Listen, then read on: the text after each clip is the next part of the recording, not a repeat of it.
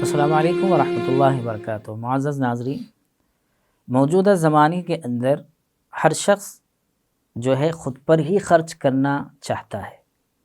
جتنی اس کی انکم ہوتی ہے اس انکم کو وہ کہیں اور جاتا ہوا دیکھنا نہ پسند کرتا ہے نہ پسند کرے گا۔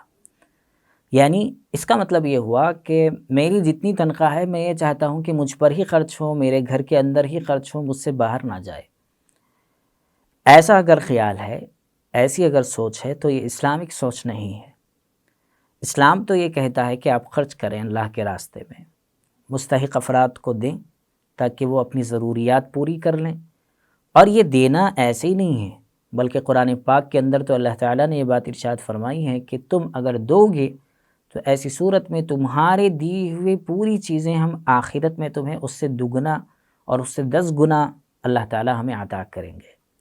تو اس لیے خرچ کرنے کا مزاج بنتا رہنا چاہیے، ہاتھ کو تنگ نہ کرنا چاہیے بلکہ کھلا رکھنا چاہیے، ورنہ ہماری عادت ہو چکی ہے کہ ایک مثل مشہور ہے کہ ہم جھوٹے ہاتھ سے کوے کو بھی نہیں مارتے۔ مطلب کیا ہے؟ مطلب یہ ہے کہ جھوٹا ہاتھ جب ہوتا ہے تو اس پر دانے لگے ہوئے ہوتے ہیں۔ اگر ہم کوے کو ماریں یا کوے کو ہکا لیں تو ہمیں یہ ڈر ہوتا ہے کہ وہ ہاتھ پہ لگے ہوئے دانے کہیں نیچے نہ گر جائیں اور کوا اسے پھر دوبارہ آ کر کھا نہ لے۔ تو اس میں اس کی بخیلی کو بتانا مقصود ہوتا ہے اس مثال کے اندر۔ تو ہماری حالت بھی کچھ ایسی ہو گئی کہ ہم اتنے زیادہ اپنے آپ پر خرچ کرنے لگے ہیں کہ ہمیں دوسرے یاد ہی نہیں رہتے۔ اچھا، ایک دوسرا مسئلہ جو اس میں یہ ہے کہ خرچ کرنے کا جب ارادہ ہو، یعنی بہت اچھا ارادہ ہے، جب خرچ کرنے کا ارادہ ہو تو ہمیں کن لوگوں پر خرچ کرنا چاہیے؟ تو ہماری سوسائٹی کے اندر یا ہمارے معاشرے کے اندر ہو یہ رہا ہے، اولاً تو وہ جو خاص دن ہوتے ہیں جس میں جمعرات، پیر وغیرہ خاص قسم کے مانگنے والے حضرات آ جاتے ہیں، تو ہم ان کو دینا ثواب کا کام سمجھتے ہیں۔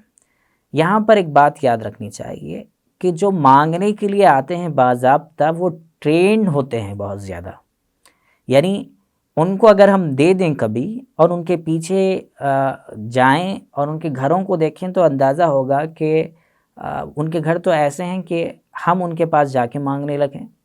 اتنا زیادہ وہ لوگ یعنی پیشہ وارانہ فقیر جو ہوتے ہیں۔ اگر کوئی مستحق اس میں یقیناً آ جاتا ہے تو دینے میں کوئی حرج نہیں ہے، دینے میں بالکل ثواب ہے۔ لیکن یہ جو ٹرینڈ ہو کر جو آ جاتے ہیں، جیسے ہم نے دیکھا کہ سگنلز پر ٹھہرے ہوئے ہوتے ہیں، ہم دیکھتے ہیں کہ خاص طور پر وہ ایک ویل چیئر پر جو ہے ایک ٹیپ لگا کر آتے ہیں کہ آپ ان کی مدد کیجئے، یہ دیکھیے کتنا معذور ہے، کتنا مجبور ہے اور یہ چل نہیں سکتا اور یہ وہ نہیں کر سکتا۔ وہ اللہ عالم وہ کیا حقیقت اس کی ہوتی ہے۔ اگر دکھتا ہے ویسا، واقعتاً دل کو اطمینان ہے کہ بھئی ہاں محتاج ہے تو ضرور دینا چاہیے، اس میں کوئی حرج نہیں۔ لیکن حضور صلی اللہ علیہ وسلم نے جو کانسیپٹ بتایا ہے وہ بڑا اہم ہے۔ جس چیز کی طرف آپ صلی اللہ علیہ وسلم نے اس امت کو متوجہ کروایا ہے وہ بڑا اہم ہے۔ وہ ہے کہ جب بھی آپ دینے کا ارادہ کریں تو اپنے قریبی لوگوں کو دیکھیں کہ اس میں کون مستحق ہے، ان کو دیا کریں، ان کو آپ پہنچایا کریں، ان کی ضرورتوں کو پورا کریں۔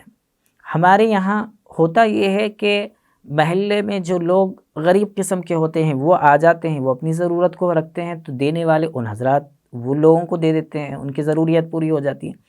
لیکن رشتہ داریوں کے اندر جو لوگ محتاج ہوتے ہیں لیکن وہ بیچارے پوچھنے سے عاجز رہتے ہیں، وہ نہیں چاہتے کہ وہ اپنی مجبوری یا اپنی تنگ دستی دوسروں کے سامنے رکھیں، وہ نہیں چاہتے کہ وہ اپنا ہاتھ دوسروں کے سامنے پھیلائیں، وہ نہیں چاہتے کہ ان کے بے کسی کا یا ان کی بے بسی کا یا ان کی محتاجگی کا لوگ مذاق اڑائیں۔ اس لیے وہ لوگ 3 مرتبہ کھانے کے بجائے 1 مرتبہ کھانا پسند کریں گے، لیکن دوسروں کے سامنے ہاتھ پھیلانا پسند نہیں کریں گے۔ اس لیے اسلام نے تعلیم دی کہ آپ جب بھی خیر کا کام کرنا چاہیں تو اپنے قریبی لوگوں کو دیکھیں کہ ان میں کون مستحق ہے، اس کی کیا ضرورت ہے، اس ضرورت کو پورا کرنے کی کوشش کریں۔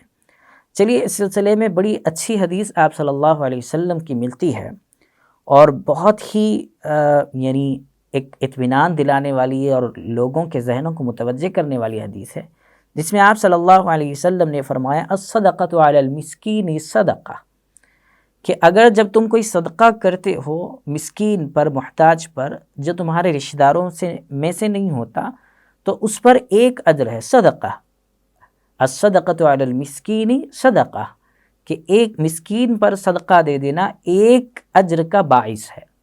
اور آگے آپ صلی اللہ علیہ وسلم نے فرمایا وہی علی ذی الرحم ثنتان، کہ اگر وہ تمہارا قریبی رشتہ دار ہوتا ہے، ذی رحم ہوتا ہے، تو اس پر اگر وہ ایک صدقہ کر دیا جاتا ہے تو اس پر 2 اجر ملتے ہیں۔ کیسے؟ آپ صلی اللہ علیہ وسلم نے فرمایا صدقۃ وصلۃ، ایک صدقے کا ثواب ملتا ہے اور ایک رشتہ داری میں جو ہے ان کے ساتھ صلہ رحمی کا ثواب ملتا ہے۔ یہ دونوں ثواب آپ صلی اللہ علیہ وسلم نے قریبی رشتہ دار پر خرچ کرنے کے لیے بتائے ہیں۔ ہم یہ حدیث دیکھ سکتے ہیں ترمذی شریف حدیث نمبر 658، یعنی آپ صلی اللہ علیہ وسلم نے اتنا زیادہ متوجہ کیا ہے۔ اس حدیث سے معلوم ہوتا ہے کہ ہمیں اپنے قریبی رشتہ داروں کو ترجیح دینا چاہیے۔ کوئی بھی خیر کا کام کر رہے ہوں تو اس میں قریبی رشتہ داروں کو ضرور خیال رکھنا چاہیے۔ ہاں یہ الگ بات ہے کہ بعض مرتبہ محلے کا کوئی ایسا بندہ آ جاتا ہے جو بہت زیادہ مستحق ہوتا ہے اور اس کی ضرورت کو پورا کرنا اس میں بہت اہم ہوتا ہے، تو اس موقع پر دے دیں تو کوئی حرج نہیں ہے، لیکن عام حالات میں، عام مواقع پر قریبی رشتہ داروں کو زیادہ ترجیح دینا یہ اسلام کی تعلیم اور تاکید ہے۔ طارق بن عبداللہ رحمۃ اللہ علیہ کہتے ہیں کہ جب ہم مدینہ آئے تو رسول اللہ صلی اللہ علیہ وسلم ممبر پر کھڑے ہوئے تھے۔ حضرت طارق بن عبداللہ رضی اللہ تعالیٰ عنہ فرماتے ہیں، اور آپ صلی اللہ علیہ وسلم خطبہ دے رہے تھے، اور خطبہ دیتے وقت میں آپ صلی اللہ علیہ وسلم نے بات ارشاد فرمائی کہ دینے والا ہاتھ بہتر ہے لینے والے ہاتھ سے۔ یہ ایک بات ہے، یعنی آدمی کو ہمیشہ دینے والا ہونا چاہیے۔ اور اس کے بعد آپ صلی اللہ علیہ وسلم نے فرمایا اپنے قریبی لوگوں پر خرچ کرو، یعنی ماں باپ، بھائی بہن اور ان سے رشتہ داروں میں جو اور قریب ہوتے ہیں ان پر۔ تو اس لیے ہمیں ان چیزوں میں خاص خیال رکھنا چاہیے، خرچ کرنے کا مزاج بنانا چاہیے، خرچ کرنا اللہ کی رضا حاصل کرنے کے لیے ہونا چاہیے، خرچ کرنا ٹرینڈ جو لوگ ہیں، یعنی بالکل ٹرینڈ ہو چکے ہیں ویسے لوگوں کو دینے سے باز رہنا چاہیے، اور جب دینے کا مرحلہ آیا تو اپنے قریبی رشتہ داروں کو دینا چاہیے، اور اگر کوئی عین مواقع پر کوئی ایسا محتاج آ جائے جو رشتہ داروں میں سے نہیں ہے لیکن اس کی ضرورت پوری کرنی ہے تو اس کی ضرورت کو بھی ہمیں پورا کرنا چاہیے۔ تو اللہ تعالیٰ سے دعا ہے کہ اللہ تعالیٰ ہمیں صحیح علم، صحیح عمل اور صحیح سمجھ کی توفیق عطا فرمائے۔